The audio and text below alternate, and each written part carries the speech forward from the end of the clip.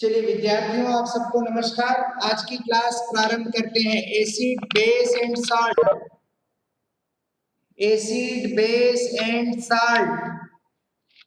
Okay, कल हम लोगों ने पढ़ाई किया था और बहुत सारे काम किए थे, जिसके लिए आप सबको बधाई।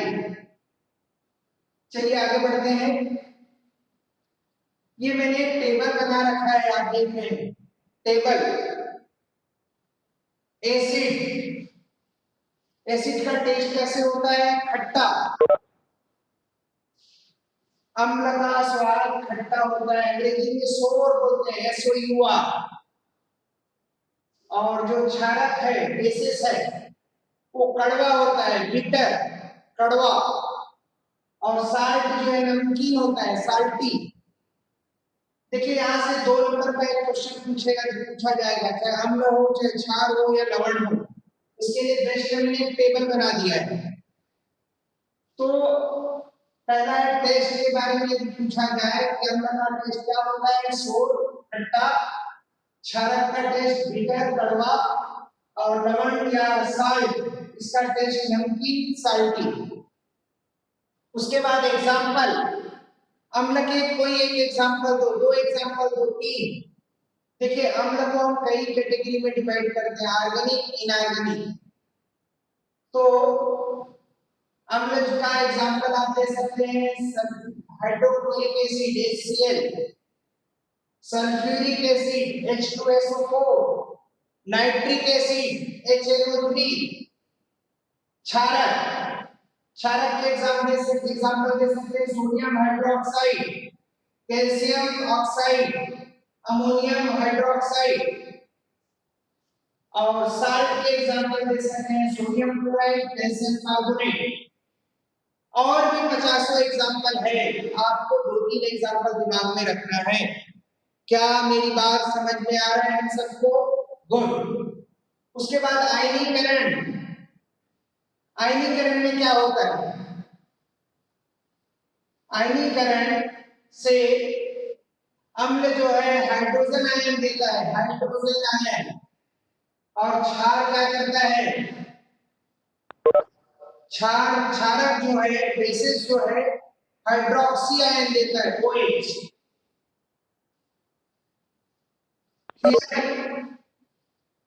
यहां तक कोई डाउट? आयनीकरण, जबकि लवण में आयनीकरण में ऐसा कुछ नहीं होता। फिर उदासीनीकरण, न्यूट्रलाइजेशन, उदासीनीकरण। अम्ल जो है क्षार को उदासीनीकरण करता है और क्षारक जो है अम्ल को करता है। जबकि लवण के केस में अम्ल और क्षार क्रिया करके लवण और पानी बनाते हैं। मैंने कल एक टेबल व्हाट्सएप किया था, उस टेबल अंग्रेजी में था, उसको जस्ट ट्रांसलेट कर रहा हूं मैं। फिर पानी में घुलनशीलता, प्रायः सभी अम्ल पानी में घुल जाते हैं, जबकि कुछ क्षारक घुलते हैं और कुछ नहीं घुलते। जो क्षारक पानी में घुल जाते हैं उसको क्षार बोलते हैं, एल्कली, क्षार। और जबकि लवण 2 प्रकार के होते हैं, घुलनशील भी होते हैं और अघुलनशील भी होते हैं। उसके बाद सूचक, इंडिकेटर। अम्ल जो है नीले लिटमस पेपर को लाल कर देता है। मान लीजिए 3 बीकर है, 3 बीकर में हमने 3 लिक्विड ले रखा है और हमें पता लगाना चाहें कि कौन से बीकर अम्ल है और कौन सा बीकर बेसिस है और कौन सा साल्ट है। तो हम लिटमस पेपर लेंगे, नीला लिटमस पेपर लेंगे। अगर नीला लिटमस पेपर किसी एक बीकर से लाल हो जाता है तो वो क्या है? अम्ल है। और यदि लाल लिटमस पेपर नीला हो जाता है तो वो क्षारक है। और कोई प्रभाव नहीं होता, मतलब ना नीला लाल होता है ना लाल नीला होता है, वो क्या है? लवण है। यहां तक मेरी बात क्लियर है? चलिए चैट बॉक्स में जाते हैं, आपसे बात करते हैं, क्लियर है कि नहीं है? नहीं है तो पूछते हैं, क्या यहां तक हम सबको क्लियर है? क्लियर है यहां तक?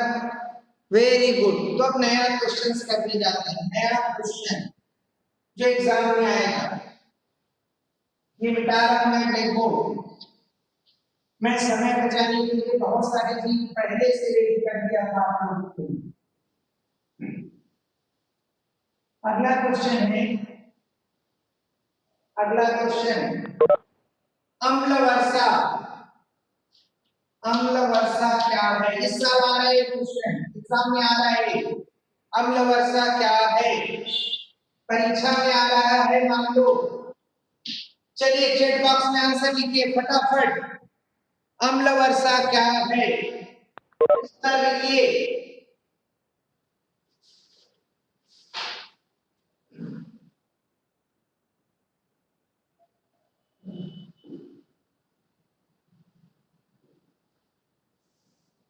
अम्ल वर्षा क्या है?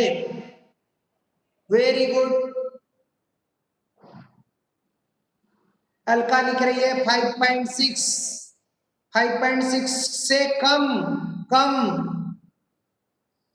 जब वर्षा का जल, जो बरसात में पानी गिरता है, वर्षा जल, वर्षा जल का पीएच 5.6 से कम हो जाता है, वर्षा जल का पीएच 5.6 से कम हो जाता है, तो उस बरसात को, तो उस वर्षा को, उस बरसात या उस वर्षा को अम्ल वर्षा कहते हैं, अम्ल वर्षा कहते हैं। ये आएगा एग्जाम में 2 नंबर का क्वेश्चन, श्योर आएगा, और इतना ही लिखना है। क्लियर? सबको क्लियर? आगे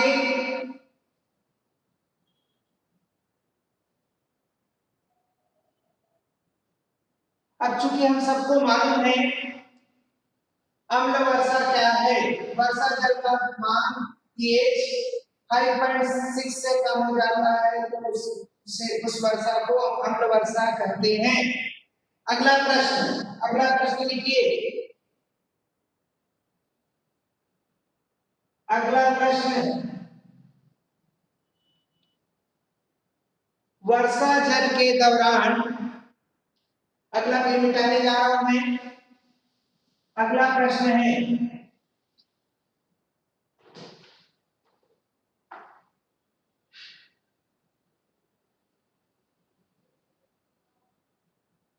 वर्षा जल के दौरान, वर्षा जल, या लिख सकते हैं अम्ल वर्षा के दौरान, अम्ल वर्षा के समय कौन कौन सी गैसें, कौन कौन सी गैसें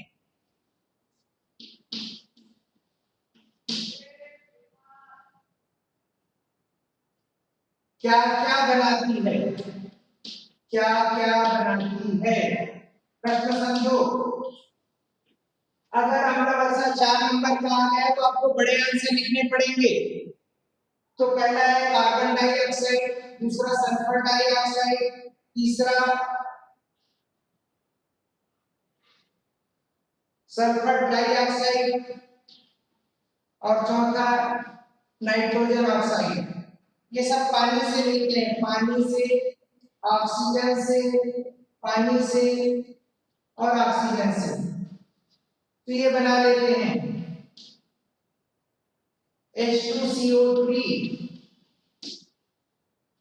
SO3, H2SO4 और HNO3 और नाइट्रिक, ये बना लेते हैं। बुक में आपका दिया हुआ है, इसको बैलेंस भी कर लेंगे हम लोग।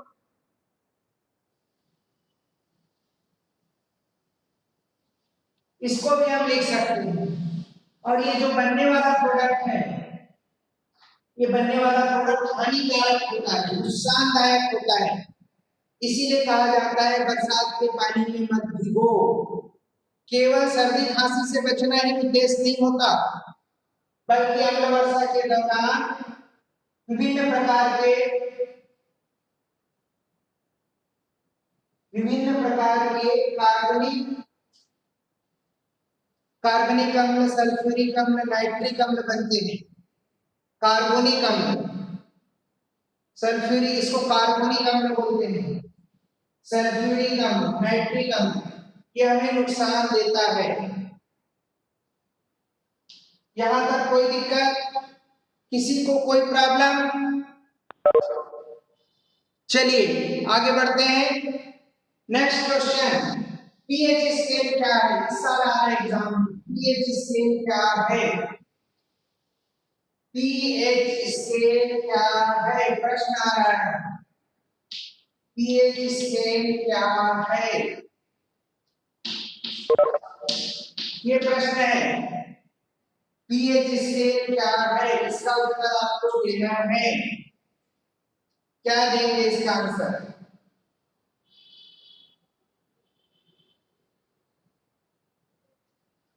बताइए, लिखिए चैट बॉक्स में जल्दी।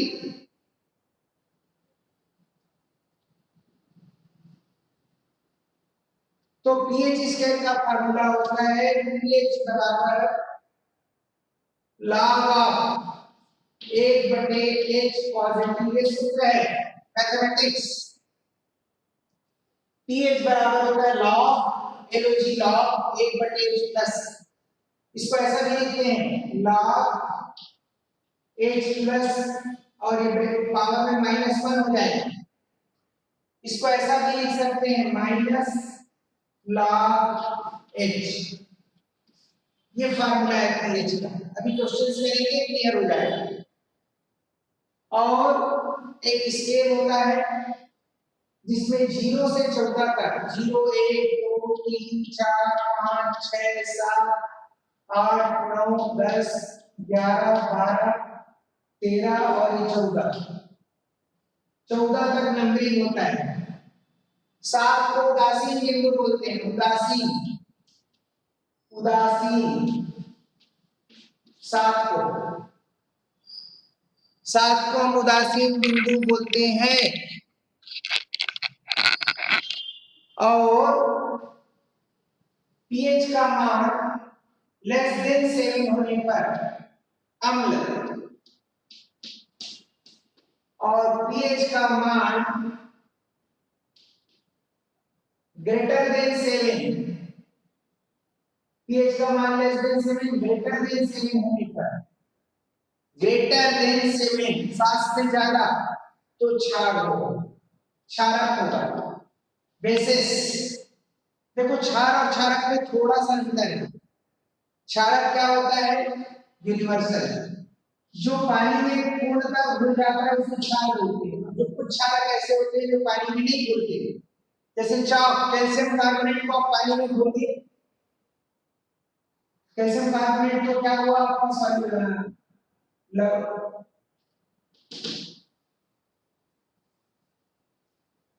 तो कुछ ऐसे क्षारक जो पानी में घुल जाते हैं क्षार कहलाता है, और जो नहीं घुलते वो क्षारक होते हैं, जिसके बारे में हम चर्चा करेंगे।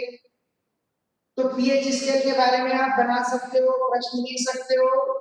अगर आता है 4 नंबर का क्वेश्चन तो क्या क्या लिखोगे पीएच स्केल के बारे में, बताइए। एक तो ये फार्मूला लिख देना, पीएच स्केल अम्ल और क्षार को कैटेगराइज करने के लिए, विभाजित करने के लिए एक स्केल है जिसके माध्यम से हम क्षार और अम्ल का पता लगाते हैं उसके पीएच वैल्यू से। और पानी, उदासीन बिंदु जो होता है पानी कहलाता है वाटर, वाटर का पीएच 7 होता है। ठीक है, चलिए आगे बढ़ते हैं, कुछ क्वेश्चन लेते हैं तो और क्लियर होते जाएगा आपको।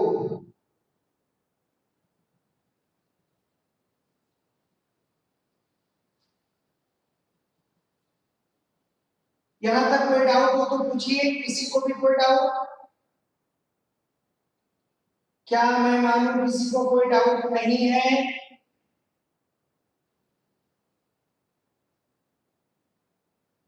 क्या मान लिया जाए किसी को डाउट नहीं है?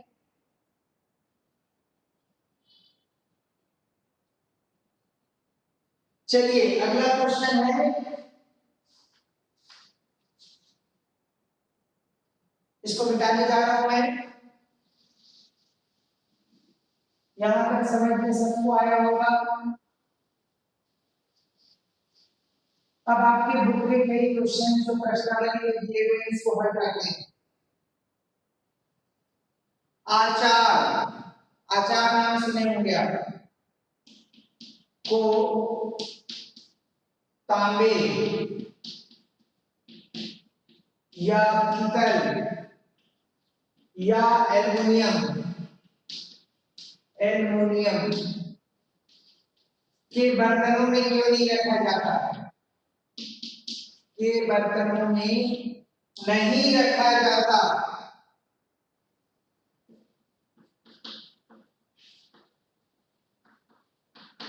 मैंने इसका उत्तर कर भेजा था आप लोगों को, पढ़े होंगे सब लोग। कोई बताएगा इसका आंसर? जितने भी खट्टे पदार्थ होते हैं, चाहे अचार हो, दही हो, ये सब में क्या होते हैं? अम्ल होते हैं। और ये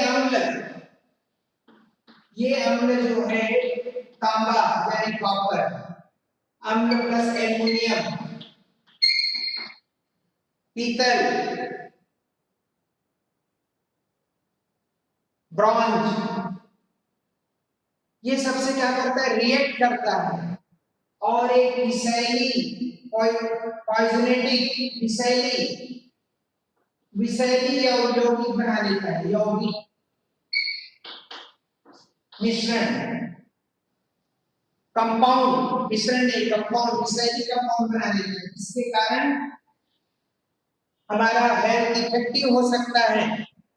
इसीलिए कोई भी खट्टे पदार्थों को एल्युमिनियम के पात्र में या पीतल के पात्र में या तांबे के पात्र में नहीं रखना चाहिए। ठीक है, क्लियर? अगला क्वेश्चन,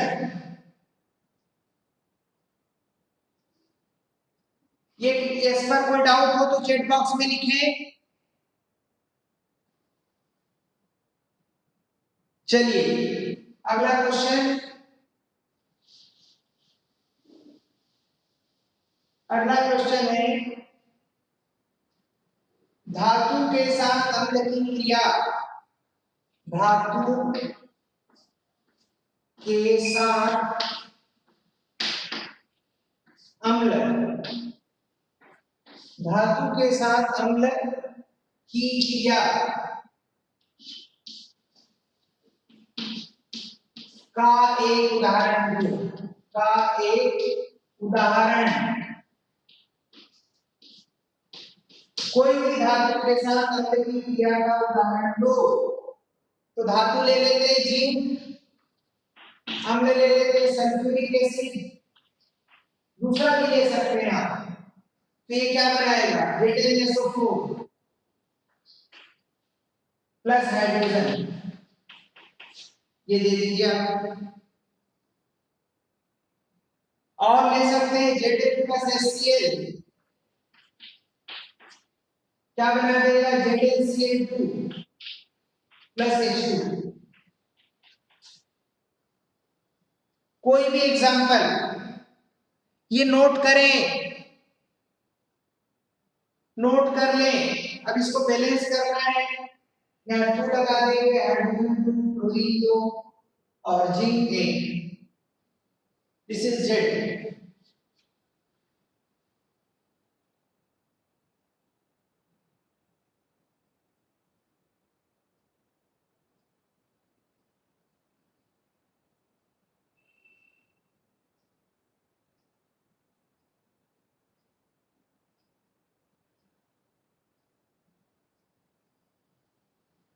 यहां तक कोई डाउट?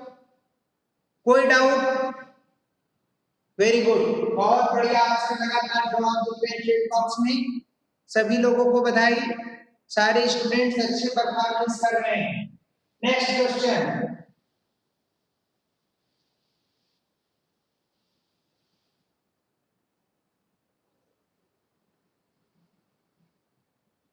अब मुझे बताइए, अम्ल को तनु करना है, अम्ल को डाइल्यूट करना है। डाइल्यूट, डाइल्यूट को हिंदी में बोलते हैं तनु। अम्ल को डाइल्यूट करना है तो डाइल्यूट करने के लिए हम पानी का यूज करते हैं, वाटर, पानी, H2O। अब मुझे बताइए, एक बीकर है, इसमें वाटर है, वाटर, और एक बीकर है जिसमें अम्ल है, एसिड है, मान लीजिए H2SO4 है। मुझे H2SO4 को डाइल्यूट करना है, तो तरीका क्या होगा? H2SO4 में पानी डालूंगा कि H2SO4 को पानी में डालूंगा? जवाब दीजिए, सोच समझकर जवाब देना। मेरा प्रश्न है, सल्फ्यूरिक एसिड को डाइल्यूट करना है, डाइल्यूट मैं वाटर से करूंगा। प्रश्न है, सल्फ्यूरिक एसिड को वाटर में डालेंगे या वाटर को सल्फ्यूरिक एसिड में डालेंगे? जवाब चैट बॉक्स में लिखें।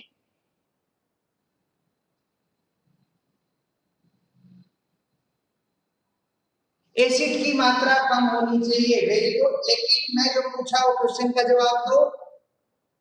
सल्फ्यूरिक एसिड को वाटर में डालेंगे, जी बधाई हो आपको। अलका आपको भी बधाई हो, एसिड को वाटर में डालेंगे, वेरी गुड अलका। पूर्वंशी आप भी। ऐसा क्यों, Y?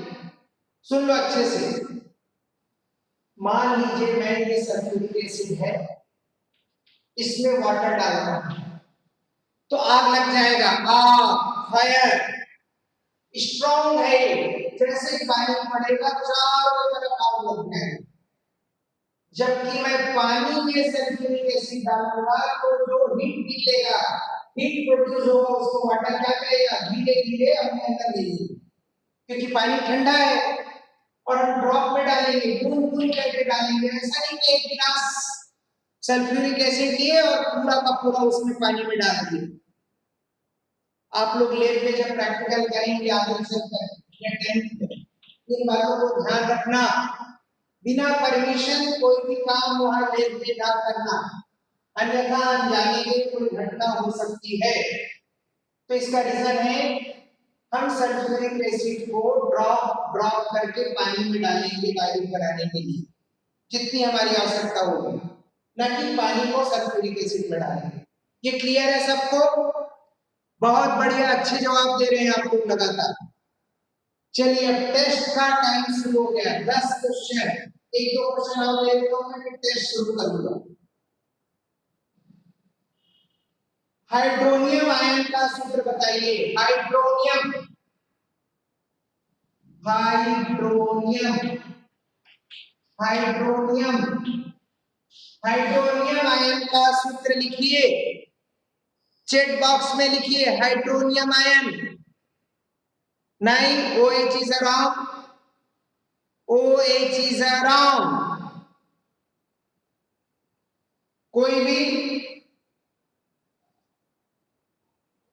H3O, H3O, this is hydronium, H3O, H is a hydrogen ion, OH is a hydroxy ion, and H3O is a hydronium ion.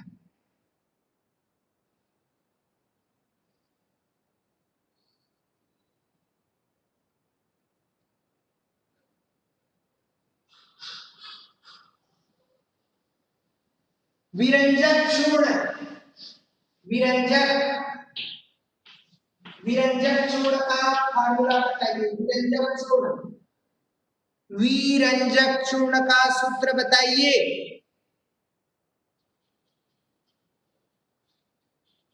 विरंजक चूर्ण का सूत्र बताइए। नहीं, CaCO3 is a wrong alpha, CaCO3 is a calcium carbonate।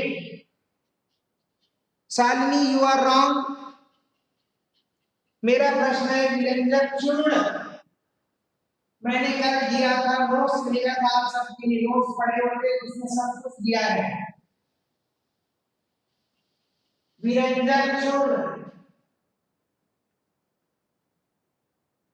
Very good, very good.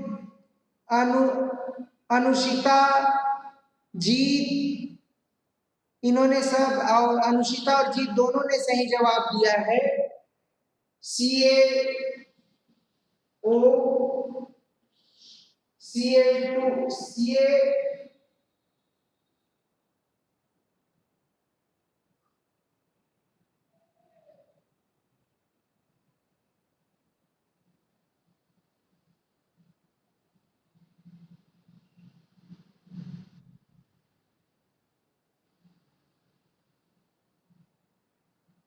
CaOCl2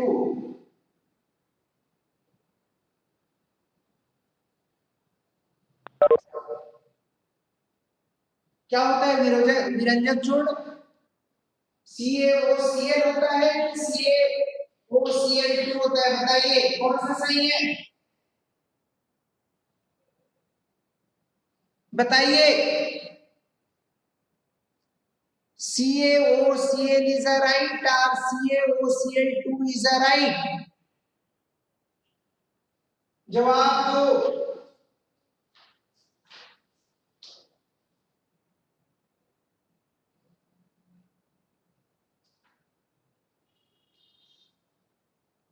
कोई भी? अनुषिता CaOCl2, good, second is right. चलिए फिर test start करते हैं। 10 क्वेश्चंस पूछूंगा मैं, 10 क्वेश्चंस। स्टार्ट करें test. King of acid, king of acid, अम्लों का राजा। पहला क्वेश्चन, किंग ऑफ एसिड, अम्लों का राजा। वेरी गुड, आंसर आना शुरू हो गया है। अलका, जीत पहले जवाब दिया, फिर अलका, बाकी लोग भी जवाब दे सकते हैं। H2SO4 right answer. Second question,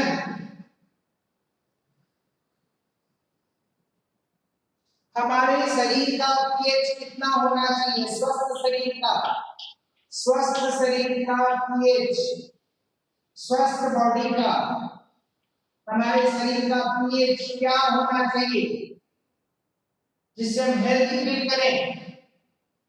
स्वस्थ शरीर का पीएच कितना होना चाहिए? हेल्दी मैन, हेल्दी पर्सन, स्वस्थ शरीर का पीएच कितना होना चाहिए? अलका ने जवाब दिया 7। जीत ने लिखा 7.35 to 7.45, पूर्वसी 7, शालिनी 7, और कोई?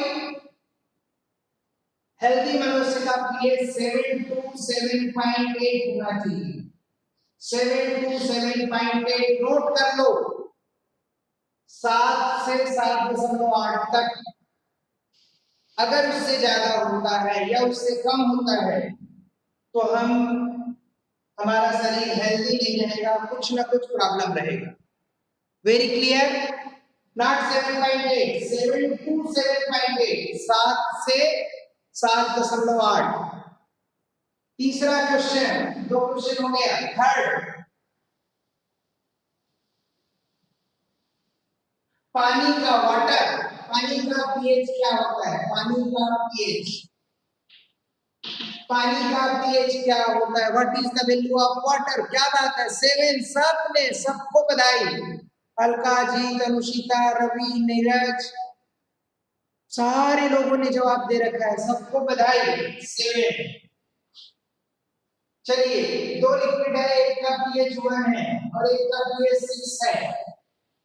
ये दोनों क्या है पहले बताइए। 2 लिक्विड है, लिक्विड, एक का पीएच 1, दूसरे का 6, दोनों है क्या? What is this?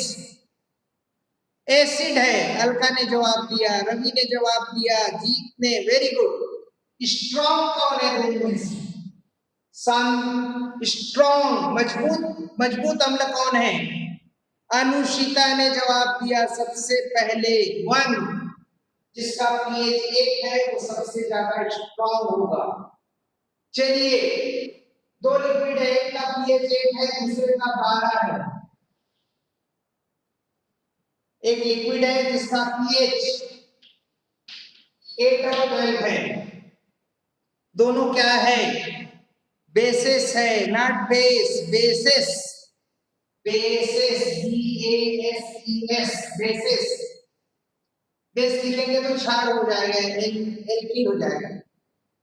तो अब इन दोनों में मजबूत कौन है? सबसे ज्यादा ताकत वाला कौन सा बेस होगा? सबसे पहला जवाब तो बहुत सारे बच्चों ने दे रखा है, जी, कलका, अनुषिता। मैं नहीं देख पाया किसने दिया 12। चलिए आगे बढ़ते हैं। ऑरेंज आपने नाम सुना है, संतरा। ऑरेंज, ऑरेंज क्या है? अम्ल है। ऑरेंज से भी क्या सोर्स मिलता है? एसिड मिलता है, बेस मिलता है, साल्ट मिलता है। संतरा,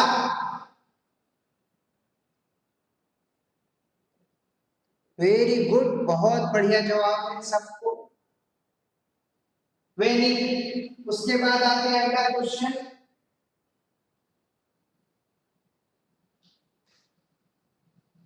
शक्कर, शुगर। शक्कर क्या है? Acid, base, salt.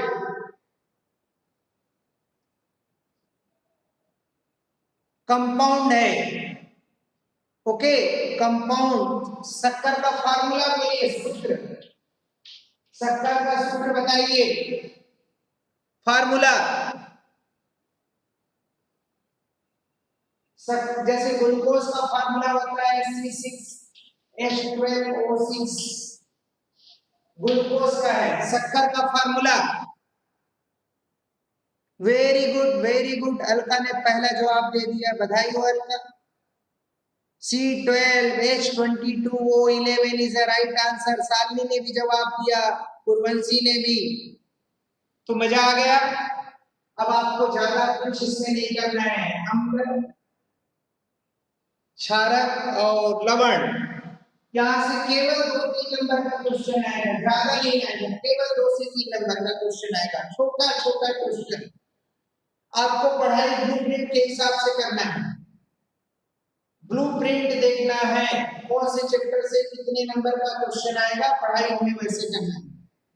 आज 1 बजे SCERT से CGBSE द्वारा मैथ्स की क्लास है और चैप्टर का नाम है बहुपद, और आप सब बहुपद पूरा पढ़ चुके हैं। तो मैं वहां जितने भी क्वेश्चन करूंगा सबका जवाब आप लोग देंगे और टॉपर बनेंगे आज। ओके, चलिए आप सबको बधाई। आज की क्लास कवर करते हैं, कल का शेड्यूल बताएंगे। टाइम में कुछ परिवर्तन भी कर सकते हैं और पढ़ाई करना है, चाहे SST हो, चाहे साइंस हो, चाहे मैथ्स हो। ये तीनों में आप 100 में 100 ला सकते हैं, 100 में 100। मैं लैंग्वेज की बात अभी नहीं करूंगा, हिंदी, संस्कृत, इंग्लिश की बात फिलहाल मैं नहीं करूंगा। मैं पहले सर को आपको कोशिश करूंगा कैसे पढ़ना है मैं समझाऊं। तो आज की क्लास कैसे रही जरा चैट बॉक्स में लिख के बता दे। आज की क्लास कैसे रही, ईमानदारी से लिखना, खुश करने के लिए मत लिखना। Very interesting, very nice, nice, very well. Number 1 class in Chhattisgarh, excellent class. बढ़िया बढ़िया, आप सब एक्सेलेंट बच्चे हैं। देखिए क्लास तभी अच्छी हो सकती है जब विद्यार्थी अच्छे हों। तो आप सब बहुत ब्रिलियंट हैं और मैं लिख करके दे सकता हूँ, मेरी क्लास से कम 4-5 मेरिट में आएंगे। 4 से 5 बच्चे मेरिट में आएंगे इस साल बोर्ड एग्जाम में। वो आप ही में से कोई आएगा, कोई भी आ सकते हैं, बहुत से लोग भी आ सकते हैं। चलिए आज की क्लास ओवर करते हैं, बहुत बहुत धन्यवाद। कोई भी डाउट हो तो मुझे व्हाट्सएप में पूछ सकते हैं आप सब, और जो बच्चे क्लास अटेंड नहीं कर रहे हैं उन्हें प्रेरित करें अटेंड करने के लिए। धन्यवाद।